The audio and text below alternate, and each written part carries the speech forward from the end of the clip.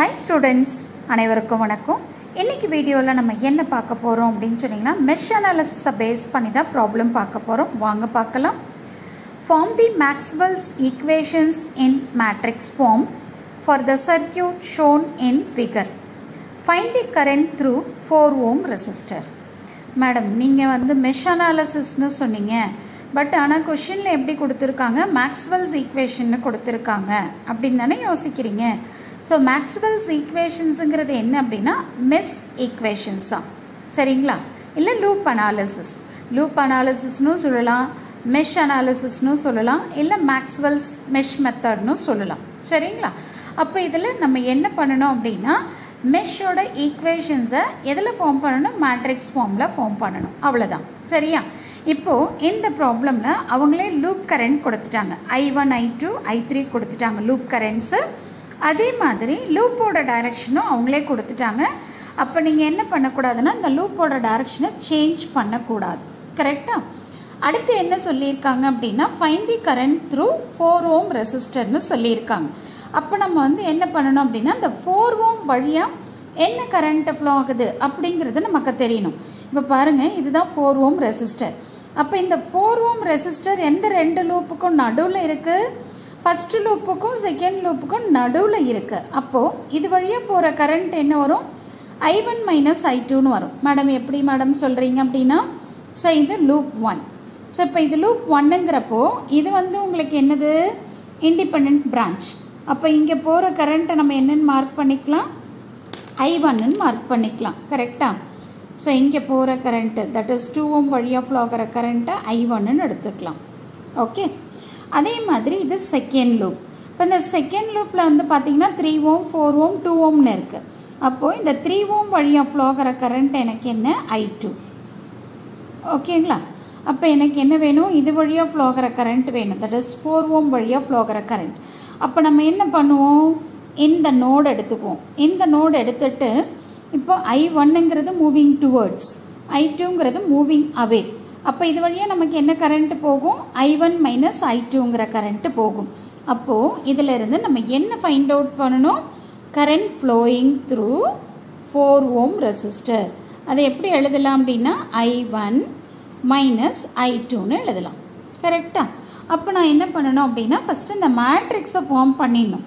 Form பண்ணிவிட்டு அதில் இருந்து I1 I2ஓட வேல்யூ ஃபைண்ட் அவுட் பண்ணிவிட்டு I1லேருந்து I2வை சப்ராக்ட் பண்ணணும். ஸோ இதுதான் இந்த ப்ராப்ளம்க்கான சொல்யூஷன். ஓகே, ஸோ ஃபஸ்ட்டு நம்ம என்ன பண்ணலாம்? மேட்ரிக்ஸை ஃபார்ம் பண்ணலாம். இப்போ மேட்ரிக்ஸ் எத்தனை மேட்ரிக்ஸ் நம்ம ஃபார்ம் பண்ணணும்? 2x2 மேட்ரிக்ஸா, இல்லை 3x3 மேட்ரிக்ஸா, இல்லை 4x4 மேட்ரிக்ஸா அப்படிங்கிற கொஷின் ரைஸ் ஆகும். ஸோ இதில் டோட்டலாக நமக்கு எத்தனை லூப் இருக்குது? 3 லூப்ஸ் இருக்குது. அப்போ நம்ம என்ன பண்ணணும்? 3x3 மேட்ரிக்ஸை ஃபார்ம் பண்ணணும். ஓகே, அடுத்து இது வந்து பார்த்திங்கன்னா மேக்ஸ்வெல்ஸ் மெஷ் மெத்தடு தான். அப்போ மெஷ் மெத்தட் அப்படின்னாவே மேட்ரிக்ஸ் ஃபார்மேட் என்ன நமக்கு? R matrix into I matrix is equal to V matrix. இதுதான் ஜென்ரல் ஃபார்மேட். இப்போ நம்ம இங்கே என்ன பண்ண போகிறோம்? 3 லூப்ஸ் இருக்கிறதுனால நம்ம 3x3 மேட்ரிக்ஸை நம்ம ஃபார்ம் பண்ண போகிறோம். கரெக்டுங்களா? 3x3 மேட்ரிக்ஸை ஃபார்ம் பண்ணணும். அப்போ 3x3ன்னா என்னது மேடம் அப்படின்னா resistance matrix, current matrix, voltage matrix வந்து நமக்கு 3x3 மேட்ரிக்ஸாக இருக்கணும். இப்போ பாருங்கள், ரெசிஸ்டன்ஸ் மேட்ரிக்ஸ் ஜென்ரலாக நம்ம எப்படி எழுதணும் அப்படின்னா R11 R12 R13. அதே மாதிரி second ரோவில் R21 R22 R23. Next R31 R32 R33. இது வந்து ரெசிஸ்டன்ஸ் மேட்ரிக்ஸ். சரிங்களா? ஸோ ரெசிஸ்டன்ஸ் மேட்ரிக்ஸ் நம்ம எழுதிட்டோம். அடுத்து என்ன பண்ணணும்? கரண்ட் மேட்ரிக்ஸ் எழுதணும். ஸோ கரண்ட் என்ன கொடுத்துருக்காங்க? I1 I2 I3ன்னு தெரியும். சரிங்களா? அப்போ லூப் 1ல் இருக்கிற வோல்டேஜ் அவங்க எப்படி எடுத்துக்கிறோம்? V1 V2 V3ன்னு எடுத்துப்போம். சரியா? இது வந்து ஜென்ரல் மேட்ரிக்ஸ் ஃபார்மேட். ஓகே, இப்போ நான் என்ன பண்ணணும் அப்படின்னா இந்த ரெசிஸ்டன்ஸோட வேல்யூஸை நான் கண்டுபிடிக்கணும். இப்போ R11ன்னா என்ன அப்படின்னா லூப் 1ல் இருக்கிற எல்லா ரெசிஸ்டன்ஸையும் நம்ம ஆட் பண்ணிக்கணும். ஏன்னா லூப் 1 மட்டும்தான் நம்ம பார்க்க போகிறோம். அப்படிங்கிறப்போ அந்த லூப்போட டைரக்ஷன் நீங்கள் எதுவுமே பார்க்க வேண்டாம், அப்படியே எல்லா ரெசிஸ்டன்ஸும் ஆட் பண்ணிக்கோங்க, அவ்வளோதான். இப்போ பாருங்கள், இது லூப் 1. ஸோ இதில் 5 ஓம் இருக்குது, 4 ஓம் இருக்குது, 2 ஓம் இருக்குது. இப்போ 5 + 4 9. ஸோ 9ஓட நம்ம 2 ஆட் பண்ணோம் அப்படின்னா 11ன்னு வரும். அப்போ R11ஓட வேல்யூ 11. ஓகேங்களா? R12. அப்போ R12ன்னா என்ன மேடம் அப்படின்னா, லூப் 1க்கும் லூப் 2க்கும் காமனாக இருக்கிற ரெசிஸ்டன்ஸ். அப்படி இந்த மாதிரி நீங்கள் காமனாக இருக்கிற ரெசிஸ்டன்ஸை கண்டுபிடிக்கணும் அப்படிங்கிறப்போ நீங்கள் என்ன பண்ணணும், லூப்போட டைரக்ஷனும் பார்த்துக்கணும். இப்போ இங்கே காமனாக என்ன இருக்குது, 4 ஓம்னு இருக்குது கண்டிப்பாக, சரியா? இப்போது நான் என்ன பண்ணணும், மேட்ரிக்ஸில் எழுதணும். அதுக்கு முன்னாடி இந்த லூப்போட டைரக்ஷன் பார்த்துக்கணும். இப்போ பாருங்கள், இந்த லூப் 1ல் I1ங்கிற கரண்ட்டு டவுன்வேர்டில் வருது. ஏன்னா இந்த 4 ஓம்ங்கிறது லூப் 1க்கும் லூப் 2க்கும் காமனாக இருக்கிறதுனால ரெண்டுத்தோட கரண்ட் டைரக்ஷனும் நம்ம பார்க்கணும். இப்போ இங்கே I1ன்னு எடுத்துக்கிட்டிங்க அப்படின்னா, லூப் கரண்ட் எடுத்துக்கிட்டிங்கன்னா அது டவுன்வேர்டில் வரும். அதே மாதிரி I2 எடுத்துக்கிட்டிங்கன்னா எப்படி வரும், அப்வேர்டில் வரும், சரியா? அப்போ ரெண்டு டைரக்ஷன் எப்படி இருக்கும், ஆப்போசிட்டாக இருக்குது. ஸோ அதனால் என்ன பண்ணுறோம், -4ன்னு எழுதிக்கிறோம். அடுத்தது R13. ஸோ இப்போ லூப் 1க்கும் லூப் 3க்கும் காமனாக என்ன ரெசிஸ்டன்ஸ் இருக்குது, 5 ஓம் இருக்குது, கரெக்டாக? இப்போ பாருங்கள், இந்த லூப் 1 எடுத்துக்கிட்டிங்க அப்படின்னா நமக்கு என்ன ஆகுது பாருங்கள். ஸோ இப்படி வந்து இது அப்வேர்டில் போகுது. அதே மாதிரி இந்த லூப் 3 எடுத்துக்கிட்டிங்க அப்படின்னு சொன்னிங்கன்னா இது என்ன ஆகுது, இந்த லூப்பில் இருக்கிற கரண்ட்டுக்கு இது அப்படியே ஆப்போசிட்டாக போகுது. அப்போ நம்ம இங்கே என்ன போடணும், -5ன்னு போடணும். ஓகே. அடுத்தது R21. R21ங்கிறது R12ஓட வேல்யூ என்னவோ அதே தான் 21. அப்போ இங்கே நம்ம -4ன்னு எழுதிக்கிறோம். R22. இப்போ R22னா இது செகண்ட் லூப். இப்போ இந்த செகண்ட் லூப்பில் இருக்கிற எல்லா ரெசிஸ்டன்ஸையும் நம்ம ஆட் பண்ணிக்கணும். 4 + 3 7. 7ஓட 2 ஆட் பண்ணோம் அப்படின்னா 9ன்னு வரும். அடுத்தது 2 3. அப்போ செகண்ட் லூப்புக்கும் தேர்ட் லூப்புக்கும் காமனாக இருக்கிறது வந்து இந்த 2 ஓம். லூப்போட டைரக்ஷன் பார்த்தீங்க அப்படின்னா இது என்னாகும், இந்த டைரக்ஷனில் வரும், இது என்னாகும், இது ஆப்போசிட்டாக போகும். அப்போ நமக்கு இங்கே வந்து -2ன்னு வரும். அடுத்து 3 1 என்ன வரும், 1 3 என்ன வேல்யூ வருதோ அதுதான் வரும், அப்போ -5.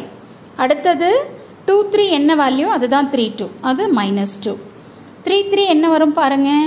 ஸோ 5 2 1, அப்போ நமக்கு 8ன்னு வந்துடும், கரெக்டா? இப்போ நான் என்ன பண்ணிட்டேன், ரெசிஸ்டன்ஸோட மேட்ரிக்ஸை நான் ஃபார்ம் பண்ணிட்டேன்.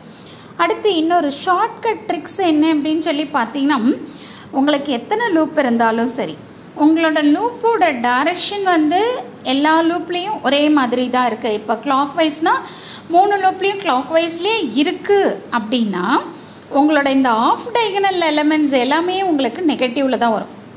இங்கே பாருங்கள், இது எல்லாமே நமக்கு நெகட்டிவில் வரும். டைகனல் எலிமெண்ட்ஸ் எல்லாமே நமக்கு பாசிட்டிவில் தான் இருக்கும்.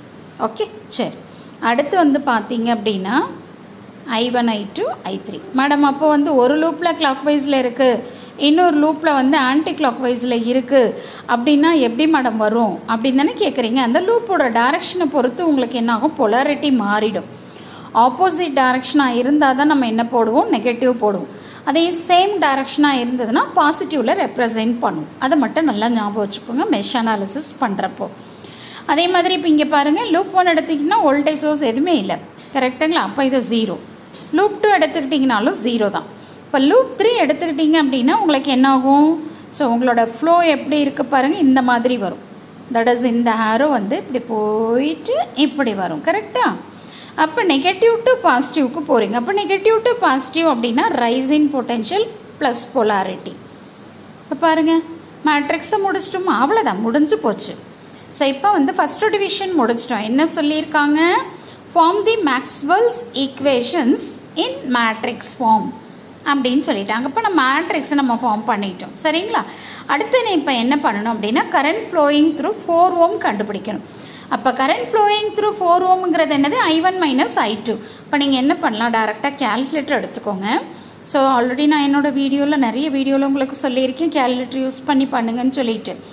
இந்த மோடை ப்ரெஸ் பண்ணிக்கிட்டே வந்தீங்கன்னா உங்களுக்கு UQN மேட் VCTன்னு வருது. அப்போ எனக்கு ஈக்குவேஷன் தான் வேணும். அப்போ 1 ப்ரெஸ் பண்ணிங்கன்னா உங்களுக்கு என்ன கேட்கும், அன்னோன்ஸ் கேட்கும். ஸோ 2 அன்னோனா 3 அன்னோனான். இப்போ இங்கே வந்து I1 I2 I3ங்கிறது எனக்கு 3 அன்னோன்ஸ். அதனால் நீங்கள் என்ன பண்ணணும், 3 ப்ரெஸ் பண்ணுங்க. 3 ப்ரெஸ் பண்ணிங்கன்னா உங்களுக்கு அந்த வேல்யூஸ் கேட்கும். ஸோ A1 வேல்யூ வந்து 11. அடுத்தது என்ன இருக்குது, -4ன்னு இருக்குது. ஸோ -4 போடுங்க.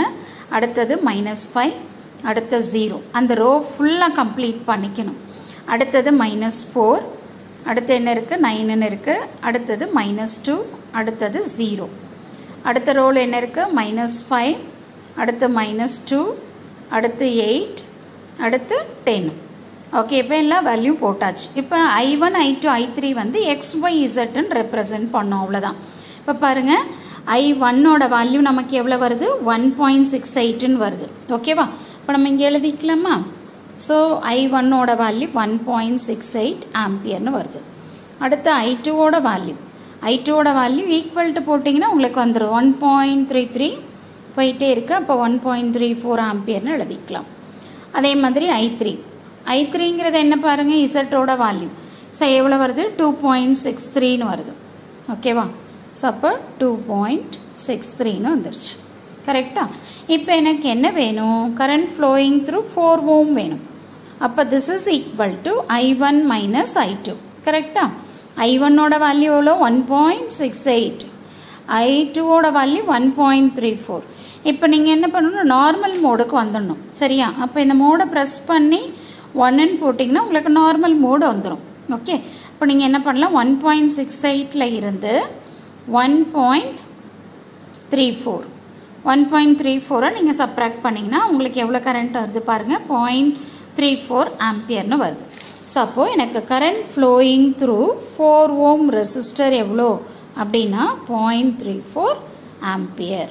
ஸோ இந்த அமௌண்ட் ஆஃப் கரண்ட்டு தான் எனக்கு என்ன ஆகும் அப்படின்னு சொன்னிங்கன்னா 4 ohm வழியாக ஃப்ளோ ஆகும். ஓகேங்களா? அவ்வளோதான், இந்த ப்ராப்ளம் முடிஞ்சிச்சு. இதுக்கு உங்களுக்கு எத்தனை மார்க் அப்படின்னா 13 மார்க்ஸ். ஓகே. ஸோ இல்லை மேடம் நான் கேல்குலேட்டர் யூஸ் பண்ணக்கூடாதுன்னு சொல்லியிருக்காங்க அப்படின்னு சொல்லி ஃபீல் பண்ணிங்க அப்படின்னா அப்போ நீங்கள் என்ன பண்ணுங்கள், கிராமஸ் மெத்தடை யூஸ் பண்ணிக்கோங்க. I1 is equal to del I1 divided by delta, I2 is equal to del I2 divided by delta. So அதை போட்டு நீங்கள் அந்த மாதிரியும் சிம்பிளிஃபை பண்ணி கொண்டு வரலாம். இல்லை கேல்குலேட்டரில் உங்களுக்கு போட்டால் ஆன்சர் அக்செப்ட் பண்ணிக்குவாங்க அப்படின்னு உங்களுக்கு கிளாஸில் சொல்லியிருந்தாங்க அப்படின்னா நீங்கள் கேல்குலேட்டர் யூஸ் பண்ணி உங்களோட ப்ராப்ளமை நீங்கள் கம்ப்ளீட் பண்ணிக்கலாம். பட் இதுதான் இந்த ப்ராப்ளம்க்கான ஆன்சர். ஸோ கண்டிப்பாக இந்த வீடியோ உங்களுக்கு ரொம்ப யூஸ்ஃபுல்லாக இருக்கும்னு நினைக்கிறேன். தேங்க்யூ ஃபார் வாட்சிங் திஸ்.